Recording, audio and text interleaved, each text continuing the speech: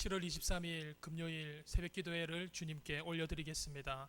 사도신경으로 우리의 신앙을 고백하겠습니다. 나는 전능하신 아버지 하나님 천지의 창조주를 믿습니다. 나는 그의 유일하신 아들 우리 주 예수 그리스도를 믿습니다. 그는 성령으로 잉태되어 동정녀 마리아에게서 나시고 본디오 빌라도에게 고난을 받아 십자가에 못 박혀 죽으셨으며 장사된 지 사흘 만에 죽은 자 가운데서 다시 살아났으며 하늘에 오르시어 전능하신 아버지 하나님 우편에 앉아 계시다가 거기로부터 살아있는 자와 죽은 자를 심판하러 오십니다.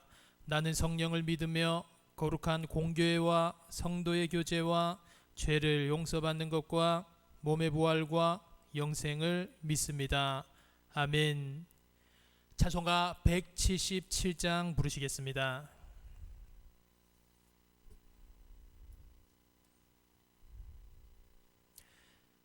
오랫동안 고대하던 천년 왕국 이를 때 주의 신부 공중으로 들려 올라가겠네. 항상 깨어 기도하며 어서 준비합시다. 우리 주님 세상 다시 오시네. 우리 주님 세상 다시 오시네. 할렐루야 주님 다시 오시네.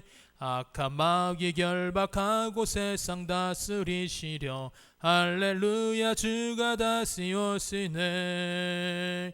그때 모든 성도들의 기도 응답되리니 하나님을 모르는 이 천지간에 없으리.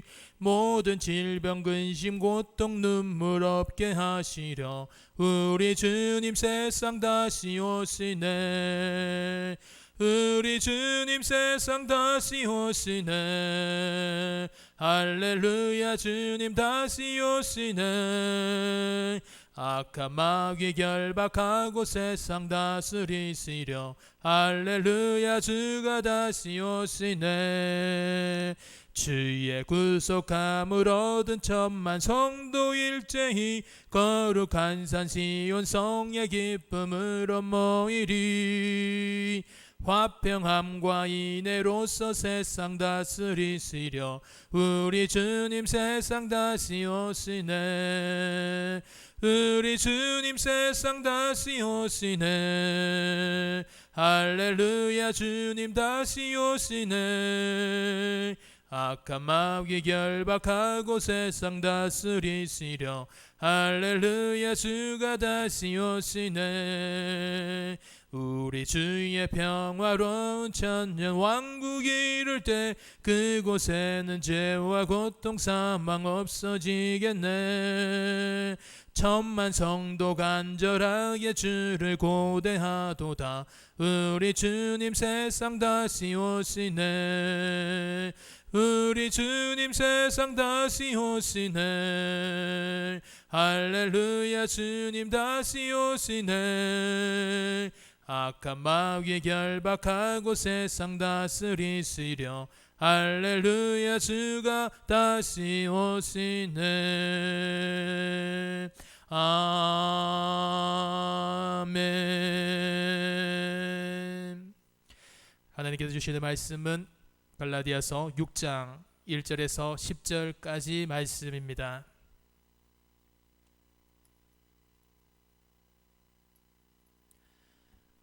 오늘의 계시의 말씀을 봉독할 때에 우리 모두가 하나님의 음성을 들을 수 있기를 원합니다. 형제들아, 사람이 만일 무슨 범죄한 일이 드러나거든 신령한 너희는 온유한 심정으로 그러한 자를 바로잡고 너 자신을 살펴보아 너도 시험을 받을까 두려워하라. 너희가 짐을 서로 지라. 그리하여 그리스도의 법을 성취하라. 만일 누가 아무것도 되지 못하고 된 줄로 생각하면 스스로 속임이라. 각각 자기의 일을 살피라. 그리하면 자랑할 것이 자기에게는 있어도 남에게는 있지 아니하리니 각각 자기의 짐을 질 것이라. 가르침을 받는 자는 말씀을 가르치는 자와 모든 좋은 것을 함께하라. 스스로 속이지 말라. 하나님은 업신여김을 받지 아니하시나니 사람이 무엇으로 심든지 그대로 거두리라. 자기의 육체를 위하여 심는 자는 육체로부터 썩어질 것을 거두고 성령을 위하여 심는 자는 성령으로부터 영생을 거두리라. 우리가 선을 행하되 낙심하지 말지니 포기하지 아니하면 때가 이름에 거두리라. 그러므로 우리는 기회 있는 대로 모든 이에게 착한 일을 하되 더욱 믿음의 가정들에게 할지니라. 아멘. 바울은 갈라디아 지역의 교회들의 성도들에게 좋은 신앙을 가질 것을 두 가지 측면에서 갈라디아서를 통하여서 권면을 하였습니다. 첫 번째는 복음을 오해하고 있던 갈라디아 교인들에게 성경적 믿음을 갖도록 교리를 여러 가지의 비유를 들어가면서 이론적으로 권면을 해 주었다라는 것입니다. 그래서 바울이 1장부터 4장까지 복음의 교리적인 부분을 설명한 내용은 무엇입니까? 바로 우리 주 예수 그리스도께서 우리 죄를 위하여서 십자가에 못 박혀 달려 돌아가시고 우리가 그것을 믿는 믿음으로 말미암아 하나님의 은혜로서 구원을 얻음을 이야기하였습니다.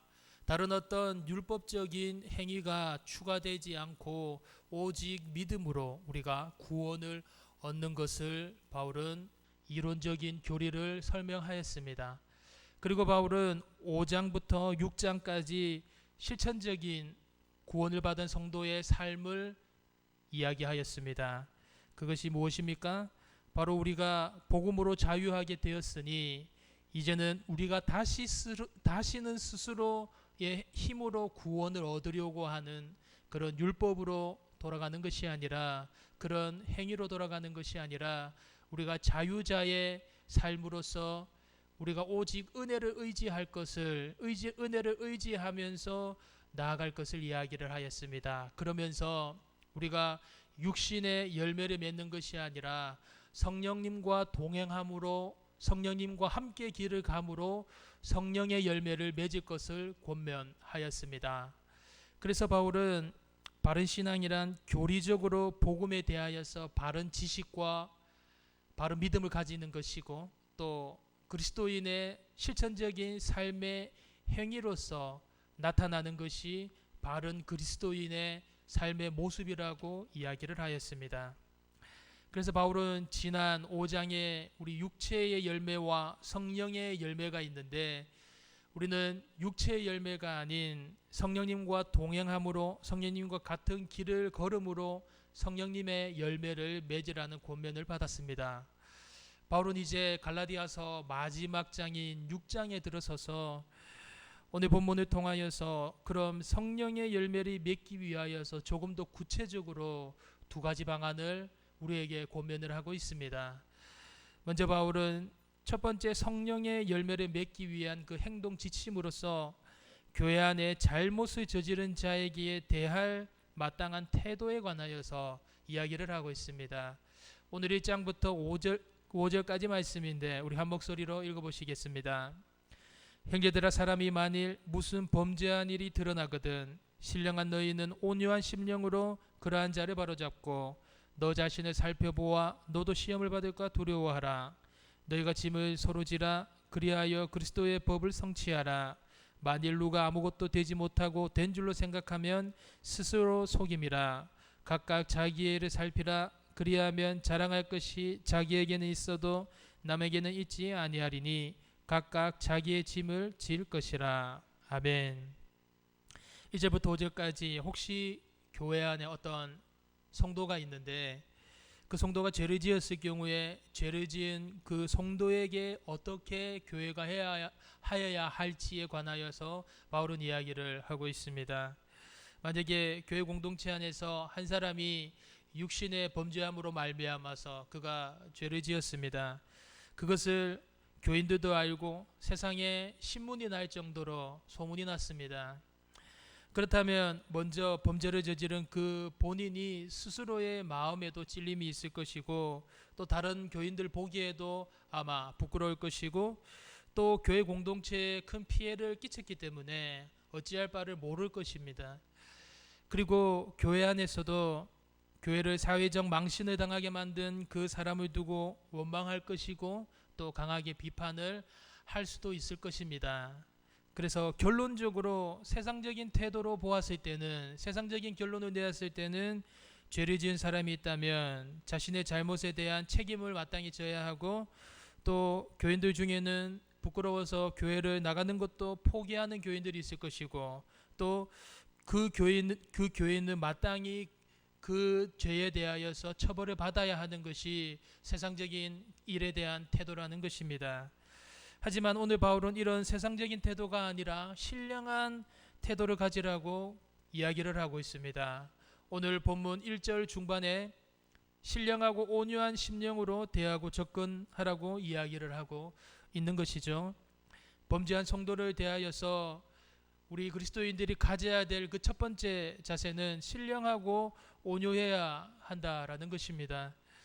기도하는 마음으로 문제를 덮어주고 풀어주려고 하는 마음으로 사랑과 호의와 겸손한 마음과 그런 태도로 범죄한 형제를 대하라고 하는 바울의 권면이 있다라는 것이죠. 그래서 하나님께서 범죄한 우리를 대하셨던 그 마음이 어떤 마음입니까? 자비를 베푸시는 마음이시고 긍휼을 베푸시는 마음입니다. 그런 마음으로 범죄한 형제를 접근하라고 바울은 권면을 하고 있는 것이죠. 자신의 잘못 때문에 본인이 무엇보다도 잘 알고 있고 또 울고 있을 그에게 함께 따뜻한 가슴과 따뜻한 눈물로 접근하라고 바울은 이야기를 하고 있는 것입니다. 이것이 성령의 열매를 맺는 첫 번째 행동 지침이라는 것이죠. 그래서 이렇게 신령하고 온유한 마음의 자세로 접근하여서 그의 잘못을 고쳐주고 또 위로해 주라는 것입니다. 그러면서 남의 잘못을 고쳐주면서 반면에 또 우리가 가져야 될 하나의 행동 태도는 나 자신도 충분히 이런 실수를 얼마든지 할 수 있는 연약한 육신을 입은 사람이라는 것을 인식하고 나 자신을 돌아보아서 나 자신도 이런 유혹과 실수가 없도록 만전을 가라는 것입니다. 우리 인간은 죄성이 있기 때문에 남의 실수나 잘못을 보면 그것을 통하여서 스스로 우월감을 느낄 수도 있고 또 스스로 교만해지고 남을 얕잡아 보기가 쉽습니다. 그런데 오늘 본문에서는 스스로 속이지 말기를 권면한다라는 것이죠. 스스로 속이지 말라라는 이 말은 우리 인간은 누구나 예외 없이 똑같이 죄나 실수를 저지를 수 있는 그런 존재임을 항상 기억해야 한다라는 것을 이야기하고 있습니다. 저 역시도 상대방을 바라보았던, 상대방을 판단하였던 그 판단과 그 기준을 어느 순간 저 역시도 스스로 넘기고 어기고 있는 모습을 바라보았을 때, 나 역시도 하나님의 은혜가 없이는 하루도 살아갈 수 없는 죄인에 불과하구나 라는 것이 틈틈이 살아가다 보면은 삶 속에서 그것이 너무나도 많이 나오는 것을 저 스스로도 바라보고 고백할 때가 있습니다. 그렇습니다. 이렇게 우리가 나 자신의 나약함을 고백하지 않는다면 우리 스스로를 속이는 자가 되는 것인다라는 것입니다. 이것은 우리가 죄성을 가지고 있는 한 누구도 예외가 없다라는 것이죠. 이런 나약한 자세에서 남이 죄를 짓고 실수를 할 때에 그가 짊어진 그 짐을 내가 나누어 질 수 있는 데까지 서로 나누어 쥐라는 것을 바울은 권면을 하고 있습니다. 범죄한 형제의 짐을 어떻게 우리가 서로 나누어 지고 어떻게 내가 질 짐을 지는 것일까요? 그것은 바로 남의 죄를 사랑으로 덮어주고 사랑으로 고쳐주며 또 사랑으로 위로하고 격려하며 그를 위하여서 기도하는 것입니다. 무거운 짐을 두 손에 들고 가는 그 형제의 짐 하나를 내가 들어주듯이 형제의 죄짐도 나누어 질 수 있는 사람이 되라는 것이죠. 이것이 바로 우리가 져야 할 짐임을 바울은 권면하고 있습니다. 바울은 이어서 이제 두 번째 성령의 열매를 맺기 위한 그 행동으로 심은 대로 거둠의 법칙을 이야기를 하고 있다라는 것입니다. 우리가 6절부터 10절까지 말씀을 한 목소리로 읽어보시겠습니다. 가르침을 받는 자는 말씀을 가르치는 자와 모든 좋은 것을 함께하라. 스스로 속이지 말라. 하나님은 업신여김을 받지 아니하시나니 사람이 무엇으로 심든지 그대로 거두리라. 자기의 육체를 위하여 심는 자는 육체로부터 썩어질 것을 거두고 성령을 위하여 심는 자는 성령으로부터 영생을 거두리라. 우리가 선을 행하되 낙심하지 말지니 포기하지 아니하면 때가 이름에 거두리라. 그러므로 우리는 기회에 있는 대로 모든 이에게 착한 일을 하되 더욱 믿음의 가정들에게 할지라. 아멘. 오늘 바울은 성령의 열매를 맺는 두 번째 행동 지침으로 바로 심음대로 거둠의 이야기를 합니다. 그 첫 번째로 은혜를 나누는 데 있어서 넉넉해야 함을 권면하고 있는 것이죠. 6절 말씀을 보면 가르침을 받는 자는 말씀을 가르치는 자와 모든 좋은 것을 함께 하라라는 권면을 하고 있습니다. 이 말은 하나님의 말씀을 가르치는 영적 지도자들과 좋은 관계를 유지할 것을 이야기하고 있다라는 것이죠.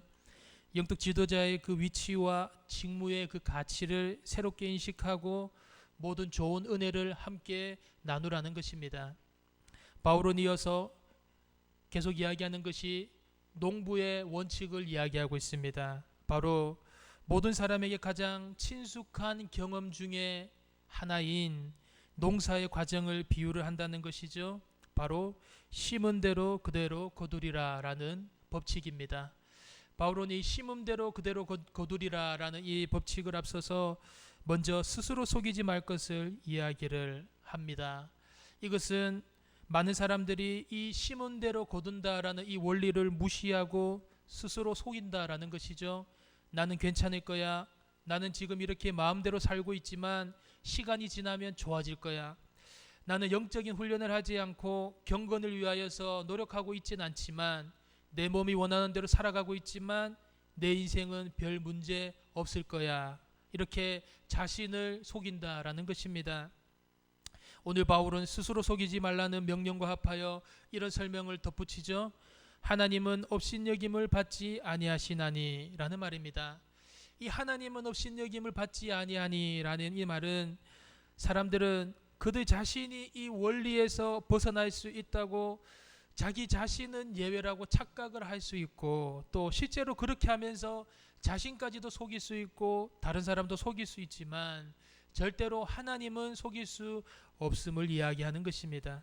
그래서 오늘 바울은 이 심음과 거둠의 원리를 이야기하면서 연결하여서 낙심하지 말고 포기하지 말 것을 이야기합니다. 9절 말씀을 보면 이렇게 나오고 있습니다. 우리가 선을 행하되 낙심하지 말지니 포기하지 아니하면 때가 이름에 거두리라. 아멘.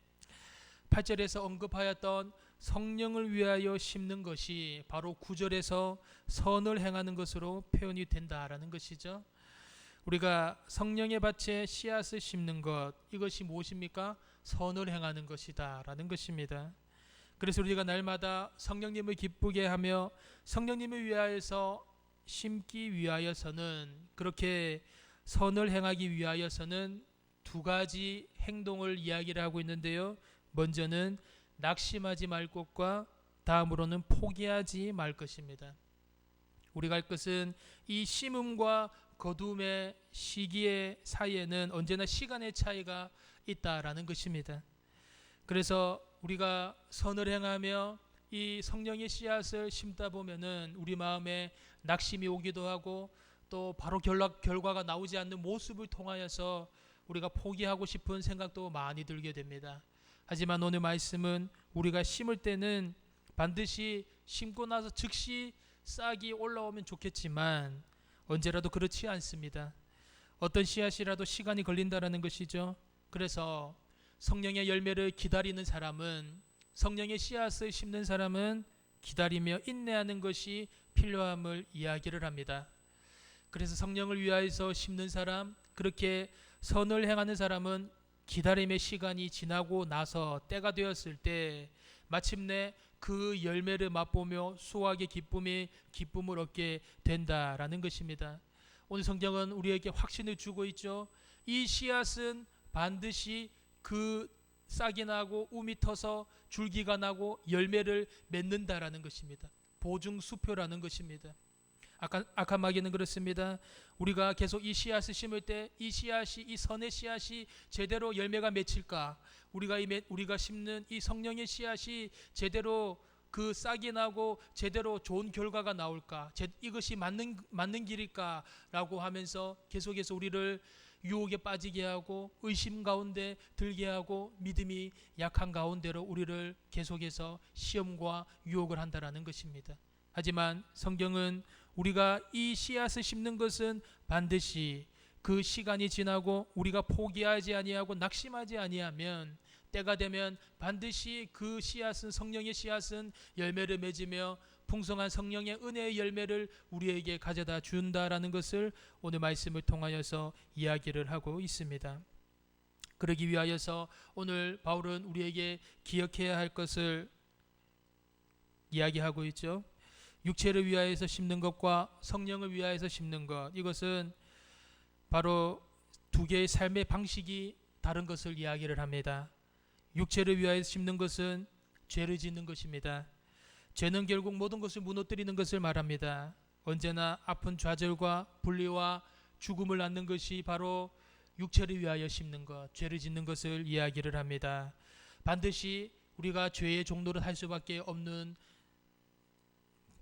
말씀입니다. 하지만 우리가 성령으로 살면, 성령을 위하여서 심고 선을 행하며 살면 언젠가는 확신과 기쁨을 풍성히 누리며 나아갈 수 있음을 이야기를 하고 있다라는 것입니다.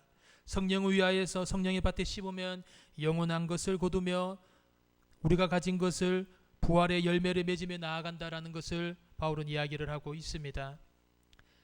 그래서 우리가 죄인이 되었을 때 예수 그리스도께서 우리의 그 육체의 정욕, 육신의 죄악 가운데 놓여있는 영원한 멸망의 자리로 들어갈 수밖에 없는 우리를 위하여서 예수 그리스도께서 이 땅에 오셔서 예수 그리스도의 그 생명을 심으시고 예수 그리스도의 그 은혜를 심으시고 예수 그리스도의 그 은총을 심으셔서 바로 죽을 수밖에 없는 우리가 주님의 자녀가 되었고 구원의 자녀가 되었고 하늘나라를 유업으로 받는 그런 귀한 열매가 되었습니다.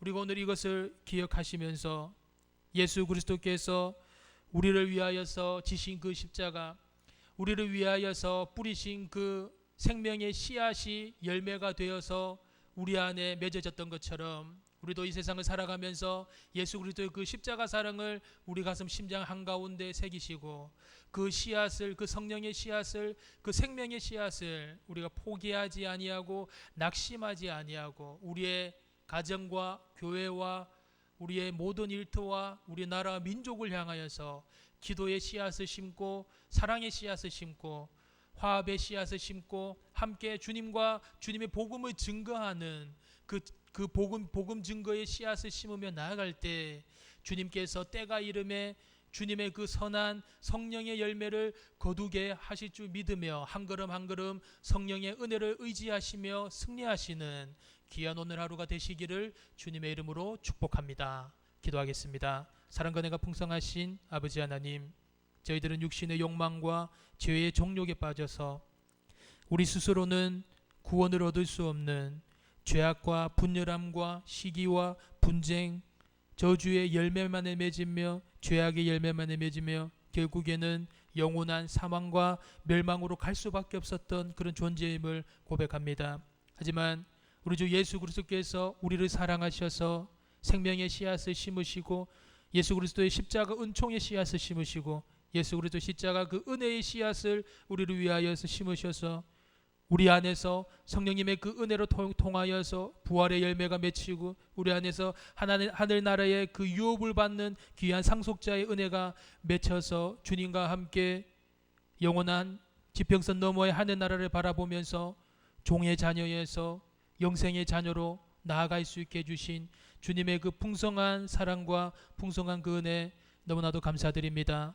우리가 우리를 위하여서 죄의 자녀로 살아갈 수밖에 없고 결국에는 죄의 자녀로 죽을 수밖에 없는 우리의 모습을 예수 그리스도께서 인내의 씨앗을 심으시고 사랑의 씨앗을 심으시고 화평의 씨앗을 심으시고 주님 앞으로 나아가는 그런 모든 성령의 씨앗을 심으셔서 우리로 말미암아서 긍휼을 베푸시고 자비를 베푸신 예수 그리스도의 그 씨앗 심는 농부의 모습을 본받아서 우리도 교회와 가정과 자녀들과 이웃들과 배우자와 우리 살아가는 모든 삶의 과정들에서 우리가 이런 주님의 복음의 씨앗을 심고 사랑의 씨앗을 심고 은혜의 씨앗을 심고 은총의 씨앗을 심어서 낙심치 않고 포기하지 않아서 언젠가는 주님의 그 성령의 열매를 신령한 열매를 맺으며 주님 앞에 나아가서 잘하였다 충성된 종아 내가 너에게 생명의 멸류관을 주리라는 그 칭찬을 듣는